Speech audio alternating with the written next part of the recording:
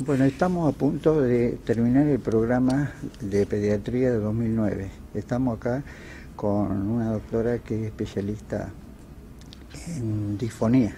En otorrino.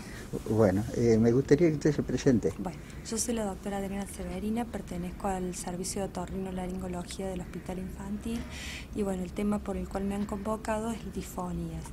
Esta es una patología bastante común, se debe a una alteración en la emisión de la voz, eso es lo que se define como disfonía.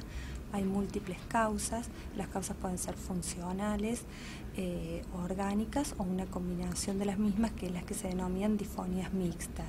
Bueno, después en esta clase yo voy a determinar cada una de las causas y las distintas formas de diagnosticarlas y tratamientos. La causa más común en la sociedad es el mal uso vocal. Generalmente se da en un grupo de personas o un grupo etario más predispuesto, como son los trabajadores de la voz, como son los locutores, cantantes, las docentes, las personas que trabajan en los call centers. Estas personas sufren comúnmente disfonías de esfuerzo por mal uso vocal. Después hay una serie de patologías orgánicas como lo son los nódulos, los pólipos o las papilomatosis laringea. Y con respecto a las mixtas, generalmente son aquellas disfonías que comienzan como disfonías funcionales y por la cronicidad de la misma llevan a producir una patología orgánica, como son el caso de los nódulos o también los pólipos de cuerdas vocales. Con respecto a las distintas medidas terapéuticas, tenemos terapia vocal, tratamientos médicos y los tratamientos quirúrgicos, dependiendo de los tipos de lesiones que el paciente tenga. No sé qué más quiere que le... Una de las preguntas que está en el formulario de la evaluación, hacíamos hincapié, ¿por qué se produce la disfonía en los niños? En los niños, la principal causa es el mal uso vocal o el abuso. O sea, como no tienen una buena coordinación entre la respiración y el sistema de resonadores y la laringe, esto produce un esfuerzo en las mismas cuerdas y que a lo largo del tiempo, si no se corrige, en algunos niños lleva a producir lo que son los nódulos laringeos. Bárbaro.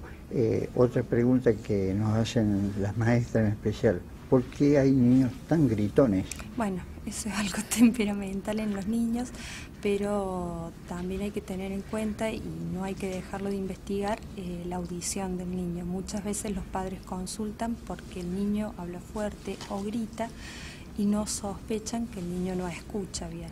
Entonces, una de las patologías más comunes en pediatría y en esta etapa de la vida de los niños es la presencia de otitis media serosa, que como consecuencia dan hipoacusia, no escuchan bien y por lo tanto gritan.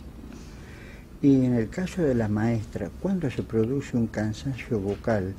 Porque las maestras aducen, inclusive hay muchos casos de jubilación anticipada, problemas de estrés laboral a causa del mal uso vocal, del cansancio.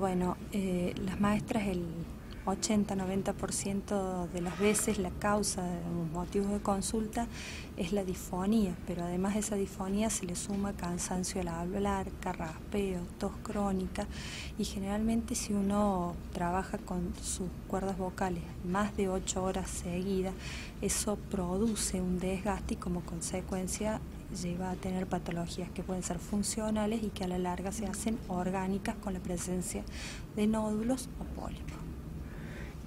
El aporte que las fonoaudiólogas hacen, porque vemos que la mayoría de los cantantes, los chicos que tienen problemas de disfonía, ¿qué aportan los fonoaudiólogos?